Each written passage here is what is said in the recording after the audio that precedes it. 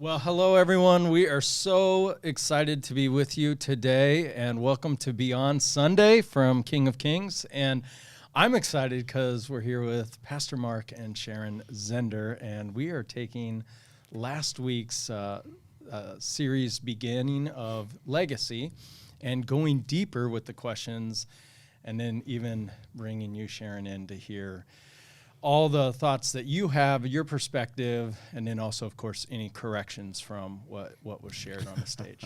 Yeah, this is a great moment because pastors' wives, we don't get the microphone. So I'm very honored to be here. Have at it, baby. Here we go. Let's have fun. This is going to be fun. And once again, too, we'd invite you to like and share this as well. Let this get out there because this is really a very important topic of our legacy. Mm-hmm.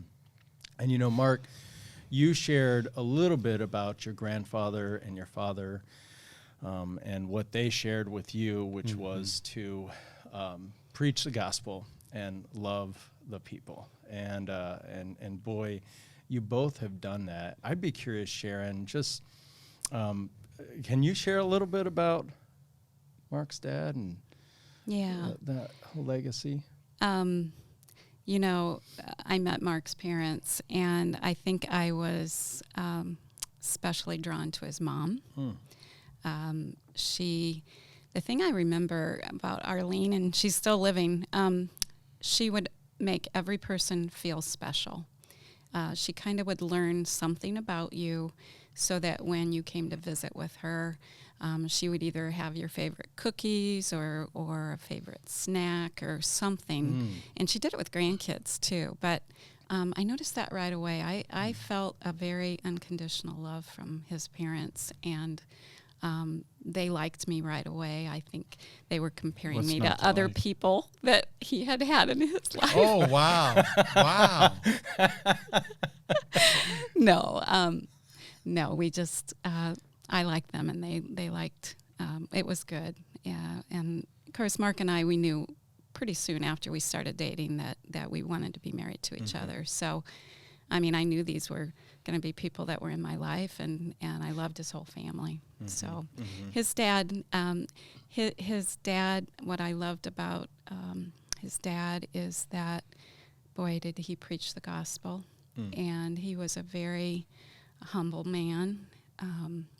I love the conversations. If you got up early, Dadsy was always up, and he'd be in the kitchen, making eggs or something, and that's where we'd have our theological talks. He loved that, and he did it with whoever was there, and I always liked that kind of thing with him, and just a deep on. He was just himself. He was just very real. Mm-hmm. I was just telling somebody the other day that. When we'd call home, Mom was the one that could talk for an hour. Dad, it was like, you got 2 minutes. Yeah. He wasn't a conversationalist on the phone. But, man, if you sat at the breakfast table, kind of before everybody else was up, mm-hmm. too. That was the best time. I look forward to that. When I was on vacation, if I woke up early in the morning, normally if I was anywhere else, I'd just roll over and go back to bed. But I knew my dad was upstairs waiting, so I'd make it a point to get up there, and we had some of our best conversations up there. Yeah. Sharon, you have invested so much love and the gospel with pastors' wives, with my own wife, but with also when I was in Macomb with my predecessor's wife, Liz. Yeah. Your reputation and love for wives is lives out that same purpose, which is to preach the gospel and to love people. Can you just share a little bit about that passion and where that came from? And thank you, first of all. And I love Lori, your wife. Mark and I were blessed to be able to, when we came to our church in Tennessee, and then here at King of Kings, we were blessed to see the larger church. And it put us in positions where we were exposed to other pastors and wives at the same, doing the same type of ministry at larger churches.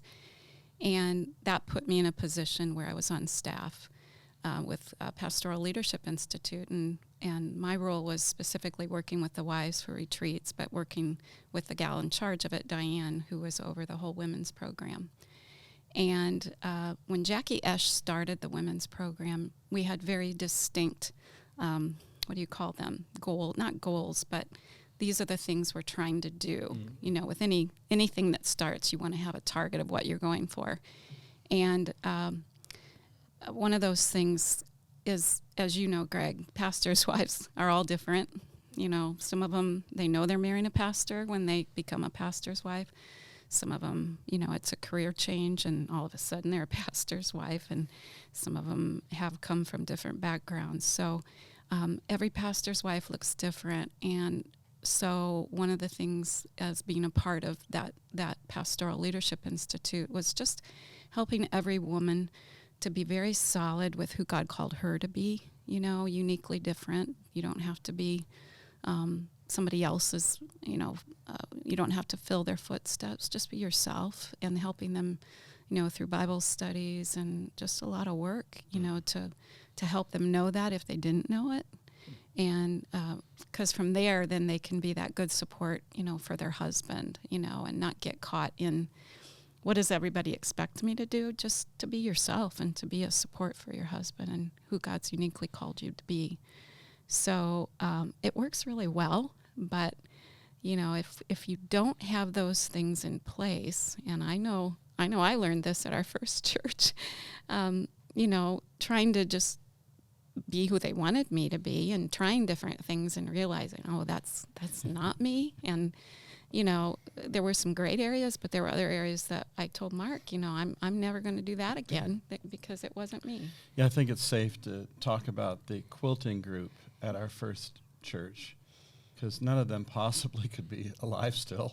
That was 40 years ago, and they were 90. Yeah. So anyway, that one of several things. But my just point is to you just to be there. Yeah, it was a small congregation and very rural, and I was blessed to be able to know them. But it's a process to figure that out. So yeah, coming alongside pastors' wives and just helping them to be who they are called to be. I think that's really important. If I could add to that, I think, so like when I was playing sports and I was on the floor or on the court or on the field, I could do something about it. I could make a catch, I could throw a pass, I could make a basket. But when I'm in the stands watching, you and I know how painful it is watching our sports teams, right?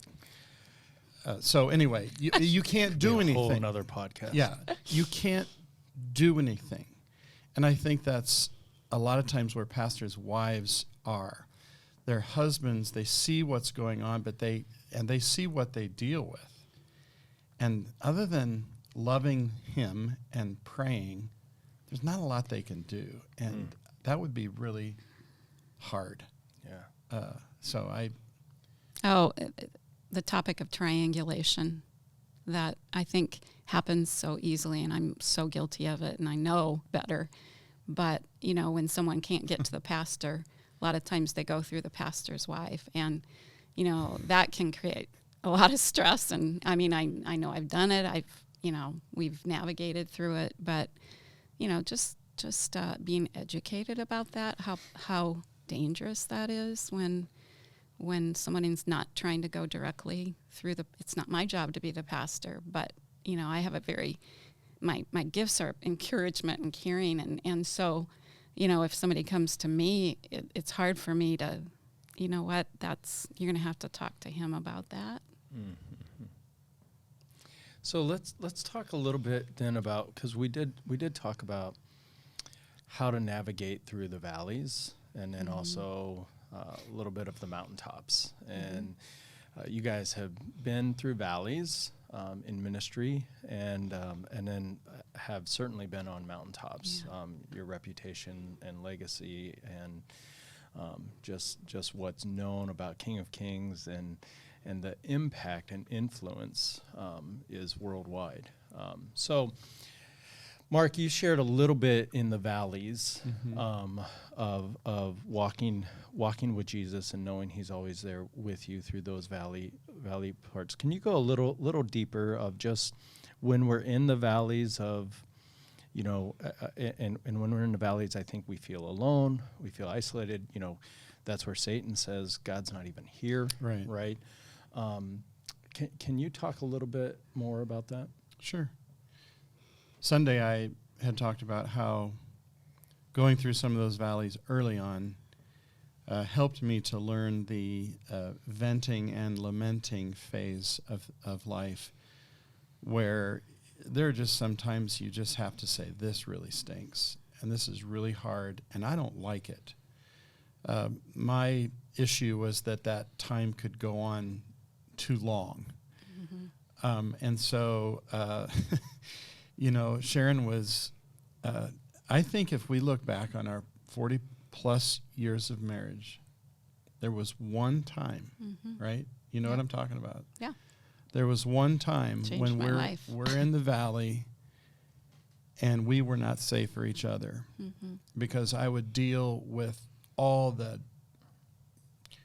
really cruddy stuff that was going on all during the day and even into the night with meetings. And I'd come home and Sharon wouldn't want to talk about it. And it was like, oh, it's the last thing I want to do is talk about it more. And that didn't help her at all. And I didn't have the wherewithal to realize I need to talk with her for her sake, not mine. But I was worn out.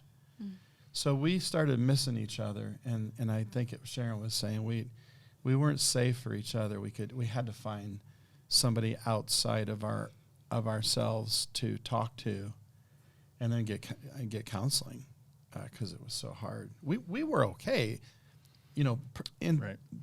with each other. We just weren't doing okay with all the stuff that was swirling around us. If I remember right, we didn't get counseling about that. There were other times that we got counseling. I counseling so much, so I forget. No, that's not awful true. That's true some, yeah. Oh, I'm a big proponent of counseling, but I don't think it was that. Yeah. Yeah. So. Yeah. So in those valleys, what I hear you saying is that Satan not only was working on, hey, where is God? God's not even here, but also even further isolating, and now attacking even your own marriage of, hey, you know what? Right. I love you, but I'm just done. And you're kind of going, hey, I'm your partner. I want to, how can I pray? How can I talk? How can we? And there was the isolation.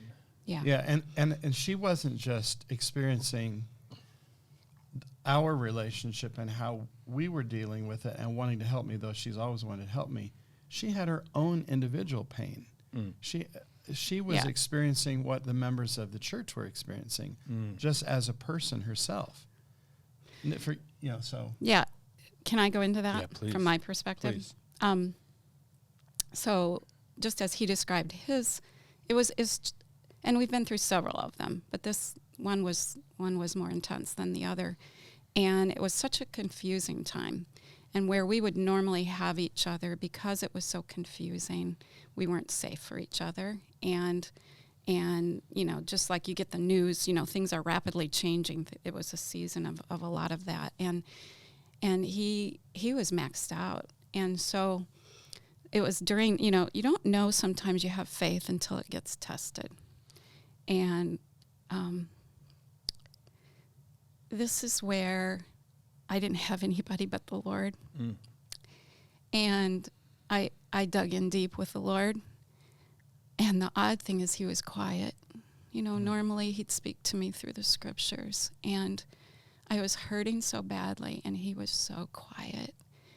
And maybe, I don't even remember if it was 2 or 3 weeks, but, it felt like hell, because the world was changing all around me. And I didn't have Mark, and I couldn't talk to anybody else, and God was just quiet.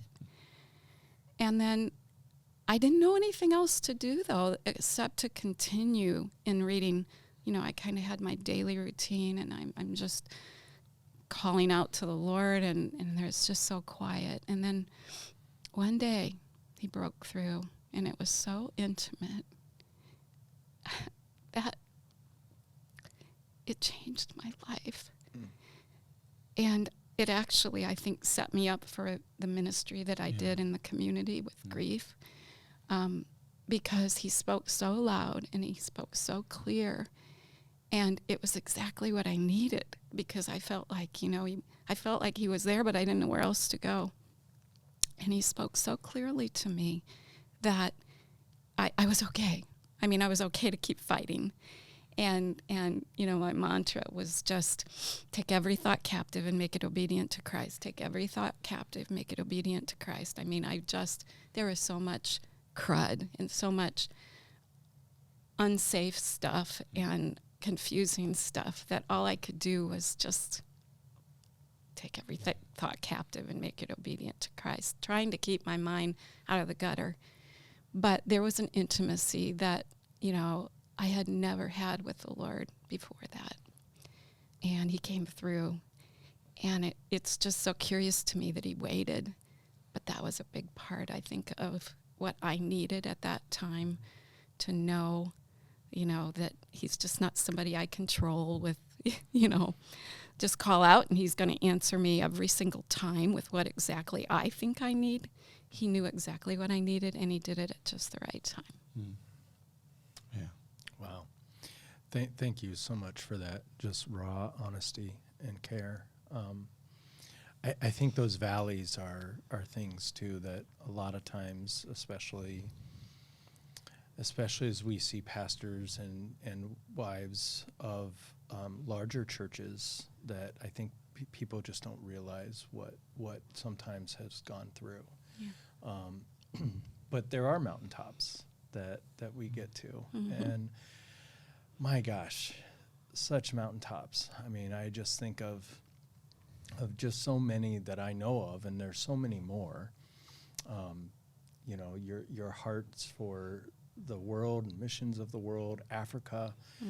What is it, Mark? You sent 250,000 books? It was actually almost 400,000. Sorry for being so low. Sorry about that. Well, the goal was 1 million. Uma said, "You guys can surely come up with 1 million books for us." 1 million books. So you got 400,000. We came shy of 1 million, but 400,000. Yeah. So here at King of Kings, there's about 100 or so thousand square feet in kind of what we call beyond the wall, and every space has a name, and one area is called Africa. Yeah. And that's a large space, and it's called Africa, and really began naming everything after different countries, right? Because that's where you stored the books. That's where those books stayed for a long time till they ended up on the huge containers and crossing the ocean. Yeah, and that was, I remember you sharing with me that you were like, okay, you feel so focused on gathering all the books, and so you just reached out to everyone and anyone and said, if you have theological books, come.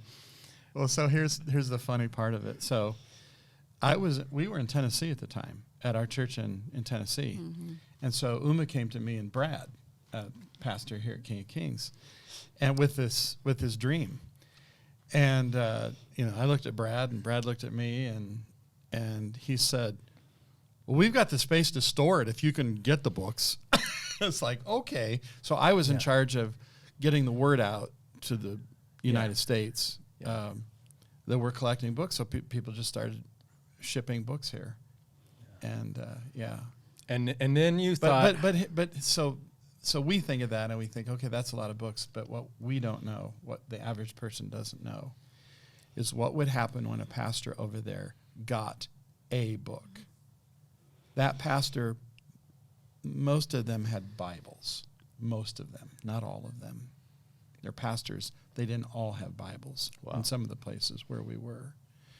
And they may have had a hymnal, and that was it. So if they had a book on leadership or a book on how to start small groups or a book on, whatever, it was they would just weep. They would cry out of like, this is the greatest gift that I've ever gotten. Mm-hmm. So that's when we saw the amazing impact of it. It was, Africa has a lot of mountaintop memories. Yeah. Mm-hmm. And I guess, I mean, shipping 400,000 books is no small feat. No, it wasn't a small feat, and if it wasn't for Ken Jasperson, I don't know that it would have happened. Wow. I don't even gosh, that's so far back. I don't remember the many details about it. But I do know that Ken was on the phone a lot, and I think we talked with Orphan Grain Train. We talked with other people in the transportation industry to try to figure out how to do it. And I was like, well, we can get them on there, and it'll be like 6 months, and they'll be there. It's like, what? Wow. Yeah. There was no supply chain issue. I don't know even back then. So that's a mountaintop. You have the mountaintop of, I mean, Easter at the Baxter, right? Easter services in an arena before arenas were even considered something that you would have a church in. You have a church in a warehouse, which was before even churches were considered that you would ever even think of doing that, right off of a freeway. You know, then you have Pastoral Leadership Institute that you both have just poured so much out. Also, both of you have just cared for pastors and wives of churches of larger sizes within our denomination. I mean, there's so many mountaintops there. And I remember listening recently to a podcast by Carey Nieuwhof, and he said who he was interviewing said the biggest threat to any ministry is pride and ego. And I know for me, when I'm on the mountaintops is when I hear, as you said, I resonated with that, where Satan says, you didn't even need God.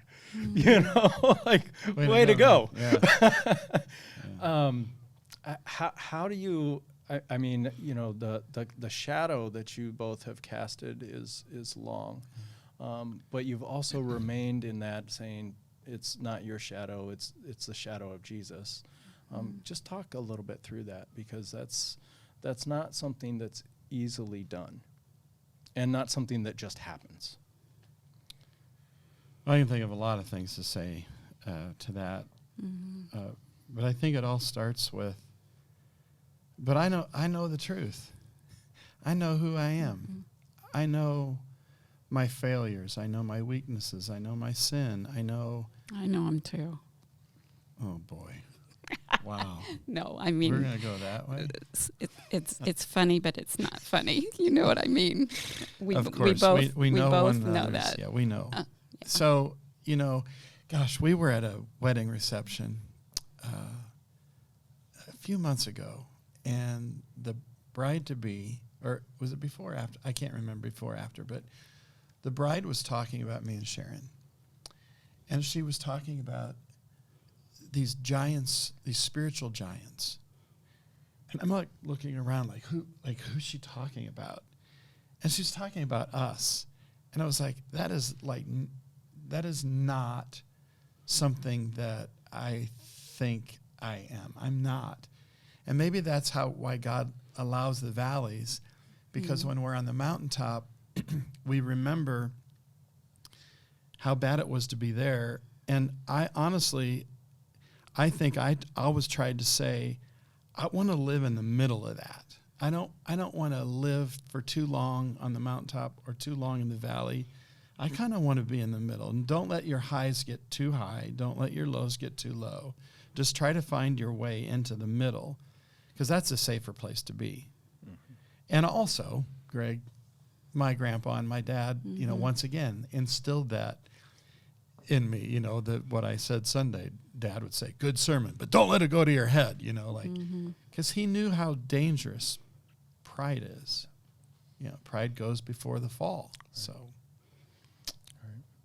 Yeah, and I mean, my background, I'm a, you know, I probably in my early years was a perfectionist, striving to be, you know, and learning, you know, as I got older, the sin of that, the pride of that, you know, and I mean, people that know us, I mean, what you see is kind of what you get. We're not that much different, you know, at home, but Mark knows my yucky sides. I know his yucky sides, but we also know our strength sides. And that God would work through us. It's amazing, isn't it? It really, that the good can come out, because we know our yucky sides. And, both of us can get into pride, I think just because of who our personalities are. We're very different, but yet we have our own approach to that. And so we're both good at knocking it down in each other in I think a good and godly way. I think we spot it. You spot what you have in yourself. And when you can know that, my goodness, this is everybody's sin issue. Mm-hmm. It's just we all need help. Yeah. So we just want to be vessels God flows through. That in spite of the things that aren't good, there are good things in each one of us. It's the Holy Spirit within us. And that's what we want people to be ministered to, is whatever it looks like through Mark and Sharon, they're getting God. They're not getting Mark and Sharon. That's what we want. Yeah. The other thing that comes to mind is if you sit in the seat of lead pastor at a large church, there's a part of you that really likes to be out front. Mm-hmm. When the lights go on, it's fun. Yeah, it's game time. Because God wired you that way, and you know you're using the gift. It's like Eric Liddell, who when he raced said something like, "When I race, I feel the glory of God," or something cool like that. There were times when on Easter morning at one of the arenas, the guys would get around and pray for me. And then after they would pray for me, I would just get somewhere and I would say to myself, I was born for this. I was born for this moment. God gave me the gifts. So God, come on, let's go. And that's why the pride thing is so tricky, though, because mm-hmm. it's really close. It's right next to you. But at the same time, that's how God made us, and it's so fun. It's uncanny almost how similar. I mean, you and I have the same Enneagrams. Me too. And are very much alike within our strength finders, all those types of things. And you and my wife are same Enneagrams, perfectionists, mm-hmm. all those types of things. And, it's really interesting. I'm thankful that I have the perfectionist wife, because I do go home from Sunday game time like, we killed it. That was great. I don't ask my wife, what'd you think of church? Because you're going to get I get the perfectionist. Yeah. She right. gives it to me regardless. Right. You're going to get it. I don't. In fact, when you don't get it, that's when you know, shoot. Yeah. Right. It wasn't so good, was it? Yeah. Yeah. She, and boy, I need that. Yeah. And that's sure. That reminder. And so mm-hmm. it's that thankfulness, right? Because when you have when you have that perfectionist with you, right, there's always, because we're sinners, there's always a gap. There's always mm-hmm. a miss. There's always a spot, right? But may Christ be glorified. So you guys have been married for 45 years. Mm-hmm. Wow. And that's just congratulations. And I am just, first, thank you. Because I just think younger and younger generations, due to the fact that A, marriages are happening later in life, and then B, marriage is so conditional now. Mm-hmm. There will be less and less people celebrating those major milestones. So I want to just uplift and honor that. Talk a little bit with us about how your marriage and just the legacy of your marriage and navigating. I mean, it's hard. And you said this. I mean, during some valleys, and I know you've shared this, you were at the church for 24 hours. I mean, it was, mm-hmm. And there's stress on that. And I've said, Satan attacks us. Mm-hmm. Then if he can't get to us, he goes after our marriages, mm-hmm. because those are pictures of Christ and his love for the church. So just share with us just some things about how we can navigate marriage well. I know Mark talked a little bit about this on Sunday, but I just want to also come at it from the perspective of having accountability people and safe people for as, because I've had a prayer partner for almost, not quite the first year, but, a lot of years. 28 years here. Yeah. And that has been a very good thing in our marriage as well, because I trust this person for those kinds of things that, sometimes I just need someone to be able to vent to, or maybe I need their input. And then, of course, the prayers. We've had, as Mark talked about, we've had our intercessors that I am in total agreement that we wouldn't have made it as a couple probably, or for sure at the church during some of those times, because of the warfare that was going on and how intense that can be at times. So I think those things have I can't say how important having prayer support is, wherever that comes from, and that accountability.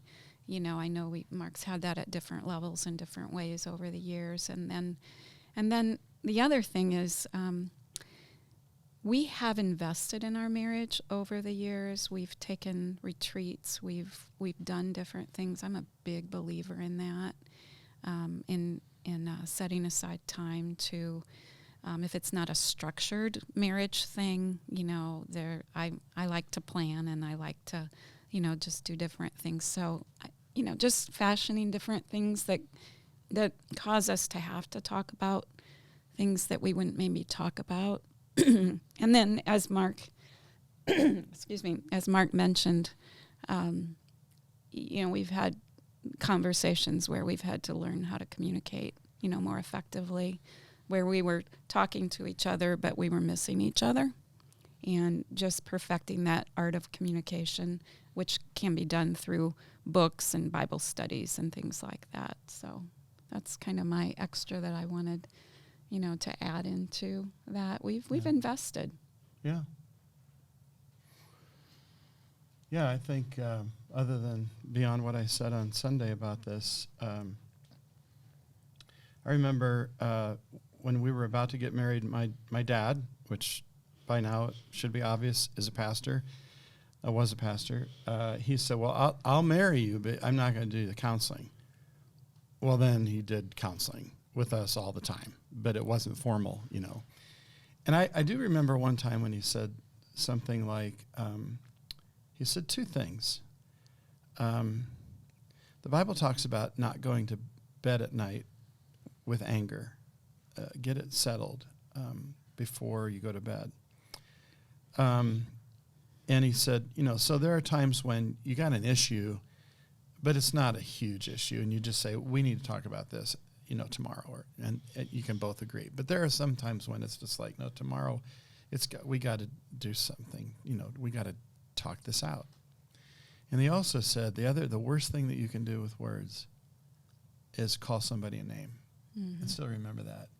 You can say nasty things and it's not good, but ultimately the other person might be able to get over that. But when you call them a name, that does something that is very injurious. Injurious? Is that a word? It is now. It hurts a lot. Mm-hmm.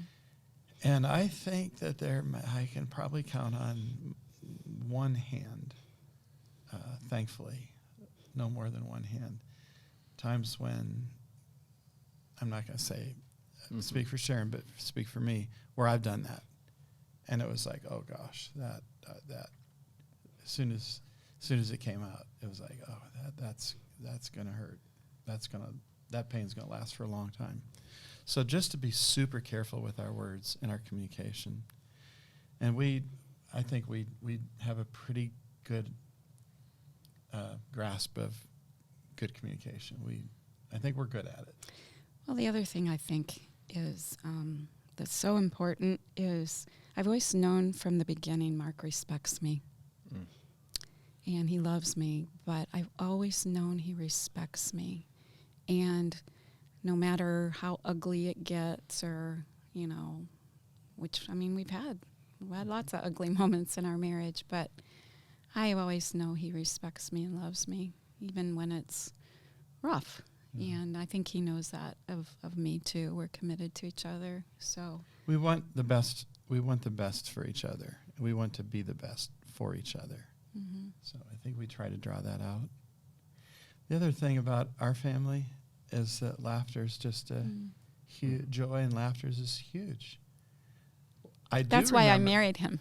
He made me laugh. Yeah, you've said that.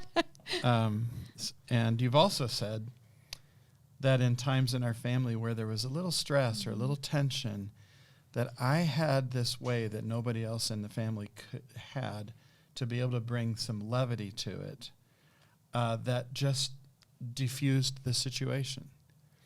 And I remember one of the times we were in the counselor's office, and that was for one of the issues with the kids. And he just said, your job is to go home, and our child was with us. Your job is to go home and laugh for 1 minute, whether you feel like it or not. 1 minute. Set the timer and just start laughing. And so it would be like, ha, ha, ha, ha, ha, ha, looking at each other like, ha, ha, ha, ha, ha, ha, ha. And then there was a moment where it just shifted into, it became real laughter. That was one of the best. It's called therapeutic laughter. You can Google it. Yeah. Didn't know it at the time, but that's what it's called. But it actually works. Mm-hmm. Yeah. Well, that's good. Raising kids is hard. I'm in a stage with a elementary school kid and who's a preteen-ish, and then a teenager as well. And but the greatest dream we have as parents is that our children know and love Jesus. And there's a release of that. We don't have control over that. Faith is by the Holy Spirit, and but we still pray, and we still do some things. Can you talk about just some faith formation for kids, and as a parent who's looking to say, man, here's the dream, that I want. I want my children to love Jesus. I want my children to love the church. And we know many pastors' children don't love. Some don't love Jesus, but some love Jesus. But most don't love the church, or if they do, there's a resentment on that. And so, can you just share a little bit for us about that? Yeah, I don't envy what you are having to do that we had to do, 30 some years ago. I think it's gotten more challenging and tricky because of the outside influences and just the control over some of that. But I think that the most important thing, especially if you're in a church family, is that you're no different to the kids than you are, to the people in the congregation. And that they see you as a flawed person, a flawed parent at times. You're able to say, I'm sorry, when you mess up, but you're also able to hold them accountable. Mark and I will be the first ones to tell you that, we tried numerous times to do devotionals with our kids. Didn't work real well. And I mean, it just, we didn't do well with that. It was up and down and all over the place. I've been so impressed with Zach's family, though, because we would go to Florida and visit them, and we saw their normal daily routine. They would have devotions because we, actually went there and visited them. They are making it work, and they have been, all along. And I mean, kudos to them, and that's important. But what's more important is that you live out what those devotions talk about. And so that you're just living that life that, what, we're not perfect people. We're not perfect parents. We have some great things, though, because of who we are in Christ. And that they get that. They get the fun, they get the, the joys, but, there's accountability. I don't know, what you want to add? My heart feels for Christian parents who did all the right things. Mm-hmm. And they now have adult kids that have wandered away. Forget about whether it's pastor and wife, pastor's kids, just people in general. And my heart goes out to them because we can only do what God calls us to do. And then there is this thing called prayer where we just keep on praying for these kids, even when they're 40 years old. Or 60 or whatever, how are our adult kids, we still, and just trust that God's got them. And many of them do come back. In college, I wasn't as close to the Lord as I was when I was at home or after college. Those were hard years. Until, of course, God brought me Sharon, then it was all straightened out. Right. But if she would have met me the first year, we wouldn't be together. Let's put it that way. Yeah. My heart goes out to parents. I just want to say, just keep praying and keep doing the things that you're doing, talking about God. We didn't do great in formal decisions, but I think our conversation was always about God. Mm-hmm. We brought spiritual things into normal everyday conversations. And of course we would say the prayers in the morning, prayers at bed, and prayers at meal times. And yeah, I think, the church is no different than normal people. It's made up of people that need a savior, and you don't talk in those terms, but when they just see that the church makes mistakes, there's ups and downs in the church, I think, especially in pastors' families, that helps them to not hold that against the church, because there can be extreme wounding there, and so just being able to talk with them about that at the age appropriateness. And, I think as long as the pastor and their wife are at a point where we need help with this, even to tell the kids, this is a hard thing going on in the church and we need some help with it. Rather than acting like, that way the church isn't the enemy. What is so confusing, I think, so often, and where unforgiveness comes in, and it's such a trap of the enemy, and it's true with kids, it's true with couples, is we take our eyes off of who the real enemy is. The real enemy is always Satan. It's not each other. And yet we can be deeply wounded by people within the church.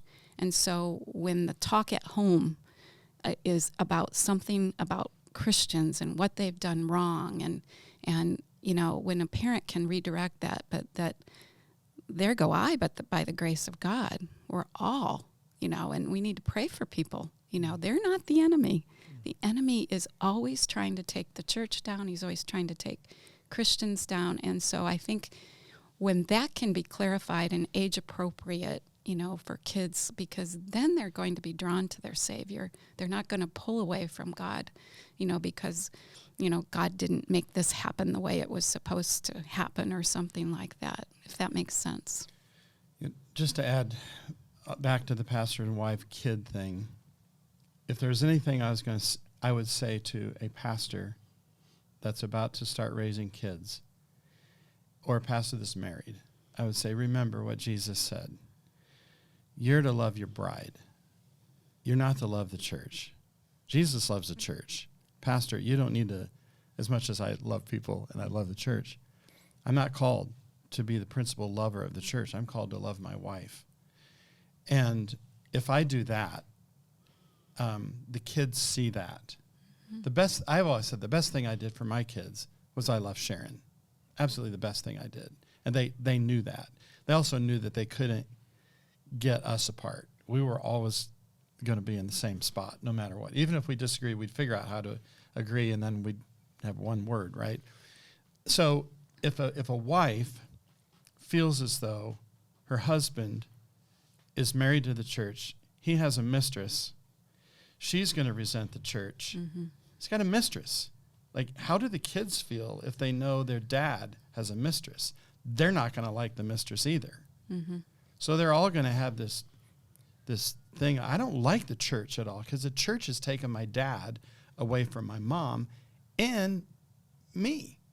So that would be what I'd specifically say. But I'd say the same thing to men who work, right? Like, Or don't women. make your Yeah. career.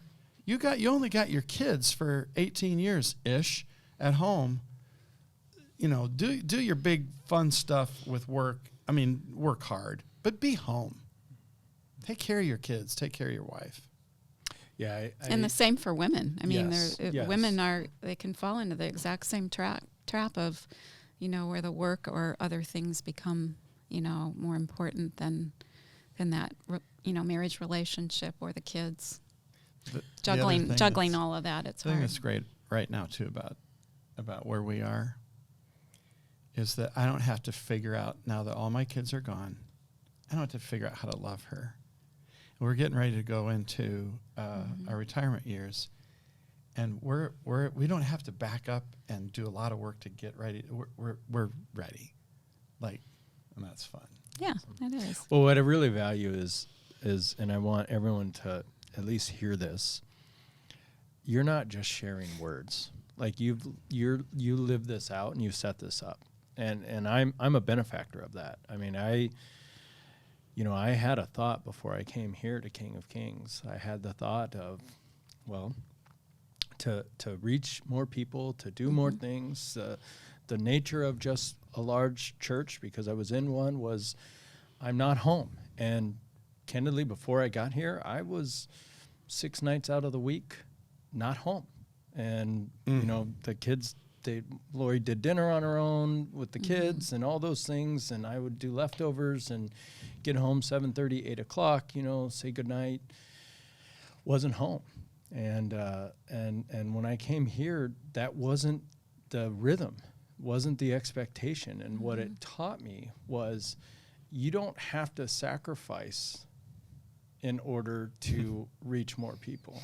It's building a system that says, hey, here's just a normal. And now, with the exception of one night a month, I'm home every night. And, and that was, when we came here, that was kind of an agreement Lori and I had, was to say, okay, you be home.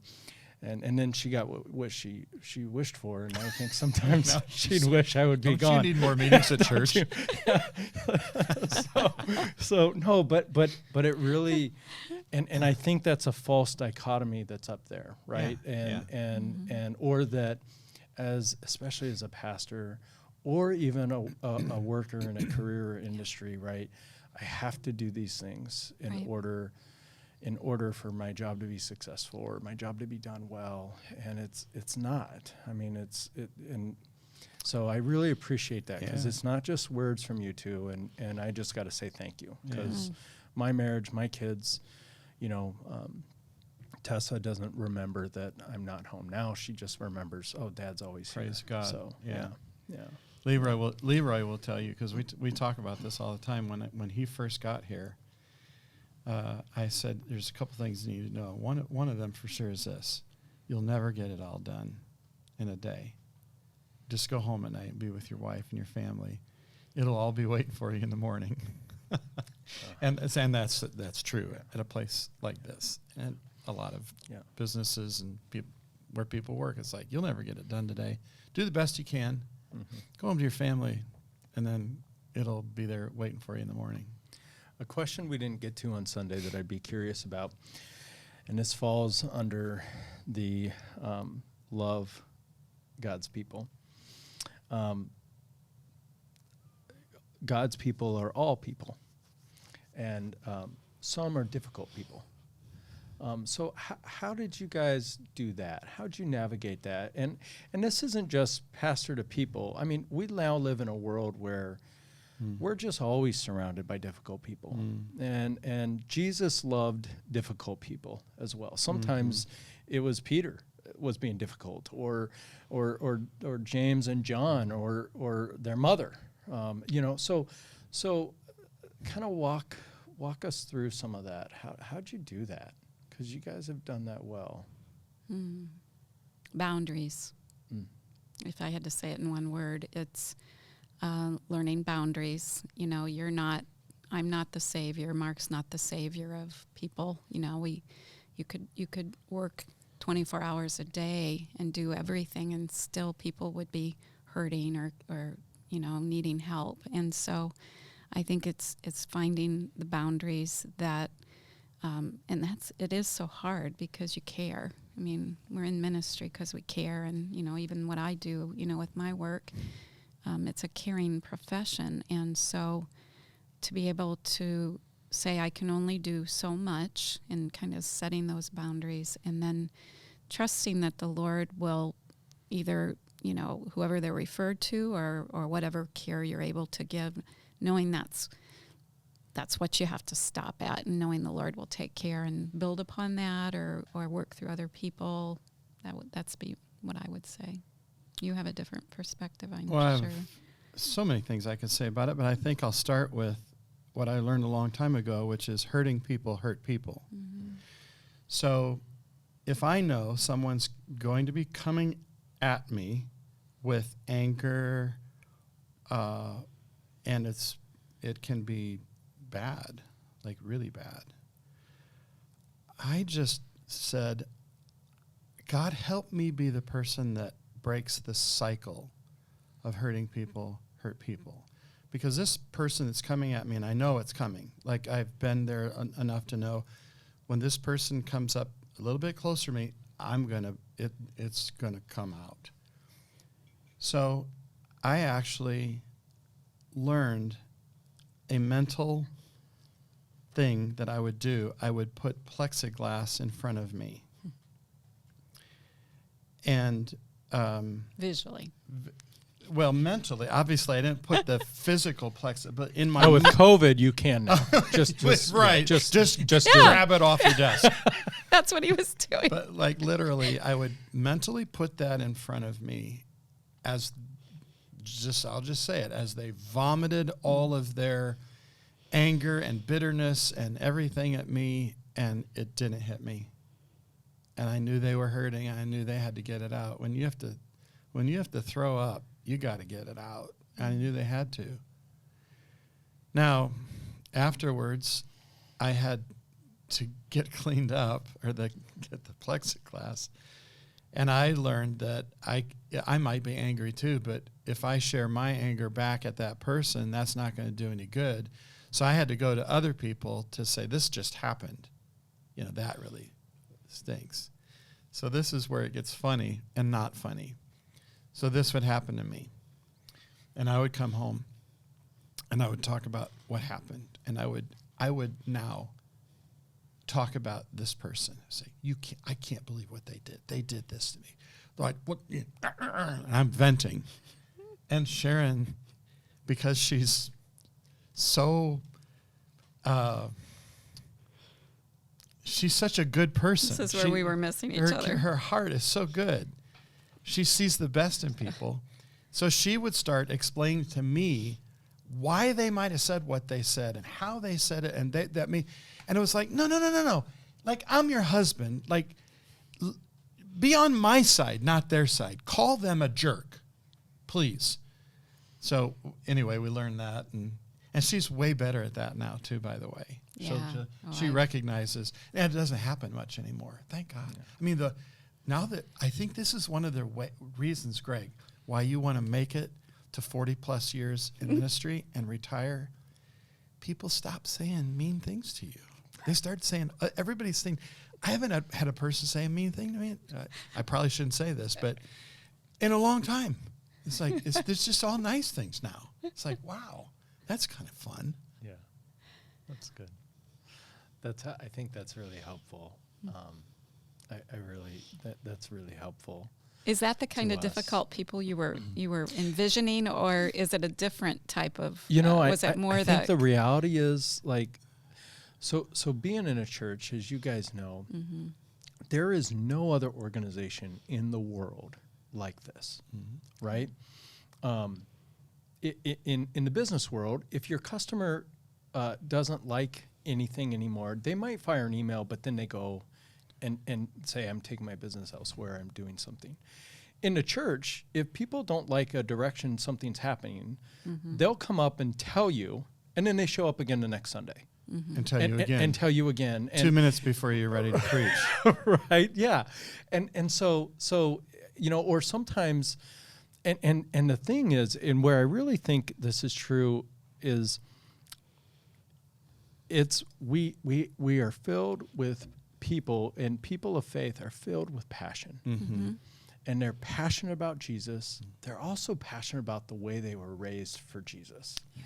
And so it comes actually from a good place, and it comes from a good intention, but it's kind of like, I mean, sometimes I look and I go, wow, that person just shouldn't send an email. Like they like when you talk to them, you go, that sounds nothing like what your email sounded like, Right. And then some people, I just think, man, you should have just ran that through someone else first, because then, but it's just, we all have that. And I have that. I mean, we all do that. We get, you get to a spot where you just think, this is the way I love it, right? It's kind of like what we talked about when I first got here, Mark, and your gym changed, right? And then, and you're like, okay, I understand this. Like, they're changing my gym. They just changed it again. I left. I left that gym. So, anyways, so I think that's just, but what I've always seen is from you, and even with pastors, I think too, right? Because even as pastors, especially in our denomination, where I would say we actually don't have a whole lot of healthy pastors who know how to deal with conflict, change, and stuff in our own system. Even we get letters from pastors and who are difficult people, right? Like, how dare you do it this way? Wait a minute, right? What has made, as long as we're preaching the gospel, staying true to our beliefs about who Jesus is, there's a lot of adiaphora and a lot of gray, but we're becoming more and more in a world where there's no more gray.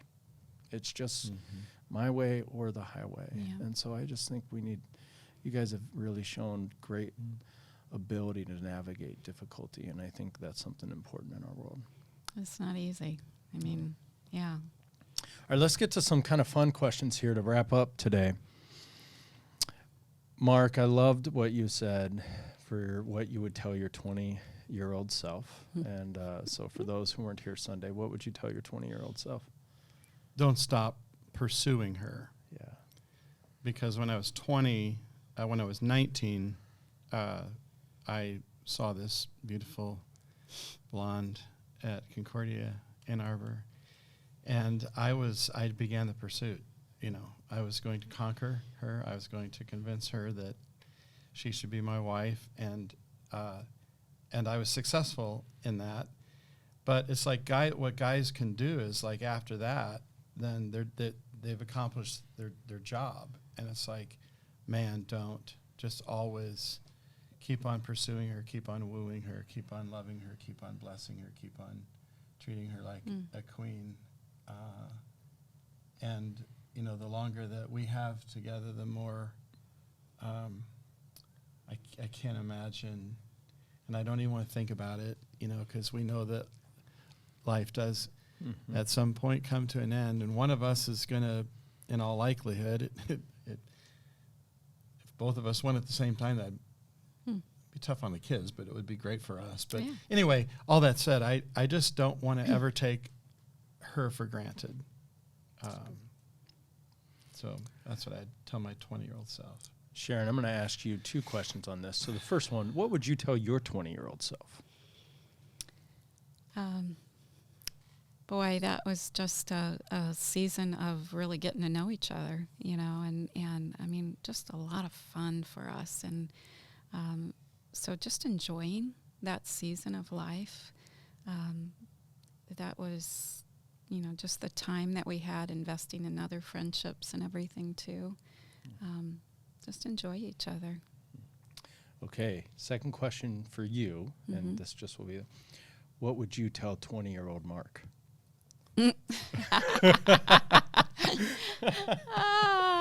Let's see. 20-year-old Mark. Where were we when we were just We would have been just at getting Ann Arbor. married, and yeah. No, we weren't married till 97. Okay, so We were still in Ann Arbor at school. 20-year-old Mark. I can't really actually say on this podcast what you'd really say. So come up with a different answer than that. I can think of 3 things you can say. Remember how important your girlfriend is compared to your friends. Yeah, that would be a good one. Yes. Yeah, because Yeah. he was still in that, Yeah. friends part with seminary and it was college, I guess, Yeah. at that point. Yeah, and, that would you and just juggling both you could have those. said that to me. I don't think it had done any good, but that's all right. So we didn't get to this, Mark. What would you have said to your 30-year-old self, your 30s, looking back at someone in their 30s? What Yeah, would you it's tell them? a little bit touching on what I said before. Is like when I was 30, we were just planting our church in Tennessee. It was so exciting. There was exhilaration and adrenaline, and we were adding so many people. Our church in those years was probably the fastest growing church in our denomination. And it was fun, and I loved it, and I got swept up into it to the point that I would say to my 30-year-old self, be more present at home. That's good. I may have been home, but I wasn't there. My body might have been there, but I wasn't there. And Sharon had 2 little boys, 4 and 2, I suppose it would have been at the time, and I left her alone too much. Sharon, what would you tell your 30s or someone in their 30s today? As I'm thinking of what happened in our lives, I mean, I would never have dreamed we'd be here at that point. I just was picturing, just normal ministry. And I would say watch for the Kairos moments, because there were very significant things that happened in his life, and that affected me as well, that were turning points for us in ministry. And it's not just ministry that I'm talking about, Kairos moments. Kairos moments it's that Greek word for time. And when Kairos moments happen, those are the things where when Kairos happens, everything changes afterwards. But that thing has to happen for everything else to change. And so you've got to be watching for those times where there's an opportunity that the Lord puts before you, and then whatever choice you make can change the rest of your life. And we have little Kairos moments all the time where we can interact with somebody at Starbucks and say something about our faith, and that can be a Kairos moment for that person. We don't know it sometimes. But there were Kairos moments where Mark, one of our mentors and friends, Kent Hunter, met Mark during that season and talked about getting into a doctorate program. That was a Kairos moment. It changed everything. It changed everything. And so watch for those moments and pray for them, because they're very important. When those relationships, those happenings, those Kairos moments happen, they can take a person into a whole different direction than maybe you plan to go. But it's where God wants you to go. Wow. That's kind of a deep answer. That's really good. No, that's really good. But that was very true during that time. What would you tell 30-year-old Mark? Yeah, be home more. Yeah, I would agree with Mark. Yeah, you had a very self-centered season there for a little bit. Self and God. But you know what happened? Uh-oh. He stayed home with the kids, and we were in rural Arkansas, and he stayed home with the kids and let me go to Little Rock, which was an hour and a half away. And I think I was gone about 4 hours or so, 5.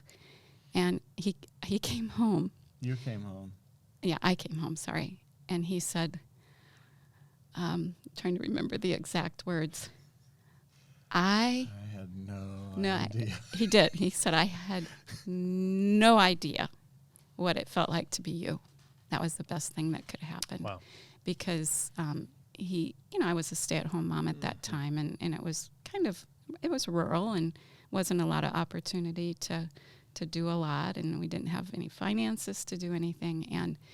And he was just home working with the kids and the day-to-day, and they were normal What do you kids. mean we but didn't have any finances? well, I made $19,000 a year, honey. anyhow, that's what. So what is my answer? Oh, be home more. Yeah, Yeah. That's good. it helped him to do that, to understand my world. What would you tell someone in their 40s?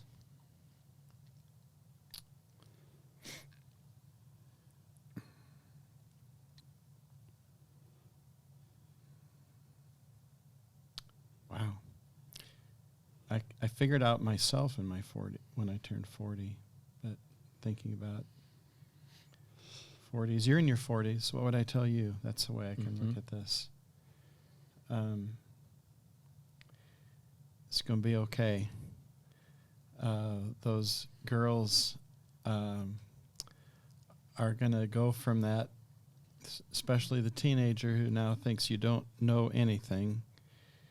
A few years from now is going to suddenly realize, oh, I guess you do know some things. So hang in there. Don't give up. Don't lose the faith. Keep loving them. You're going to be all right. That's good. Sharon, what would you tell someone in their 40s?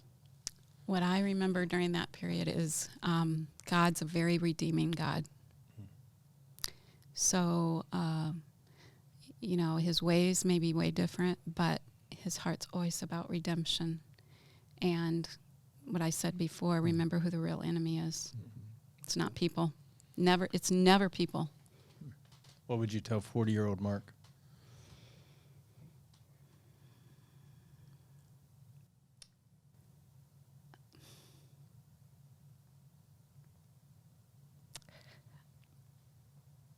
I'm really proud of you. You weathered through some tough stuff with the Lord, and you listened to him. Yeah. Thank you. That's good. All right. What are you going to tell your 85-year-old self? Well, I already talked about that. On Sunday. But Yeah. Maybe someone hasn't heard us. Yeah, okay. Yeah. So, I said two things on Sunday. One, I was like, come on, get up. Let's go shoot our age, which is for a golfer. For those that don't golf, what that means is your score would be your age. So, like right now, I'm 67 years old, and the best round of golf I ever shot was 69, and that's when I was in my 30s. So I couldn't come close to that now. But when I'm 77 or 85, perhaps, maybe that day I'll wake up and go shoot my age again. But what was my serious answer was you still can make a contribution. Yeah. You still have influence. You still have a purpose. So live it out. That's good. Sharon, what do you think you'll tell your 85-year-old self?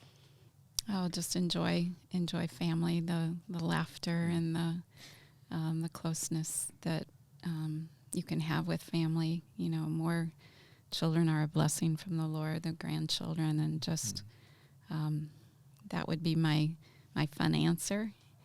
And my serious answer would probably be, it's getting closer. And I can't wait. Yeah. And what do you think you're going to tell Mark when he's 85? Again?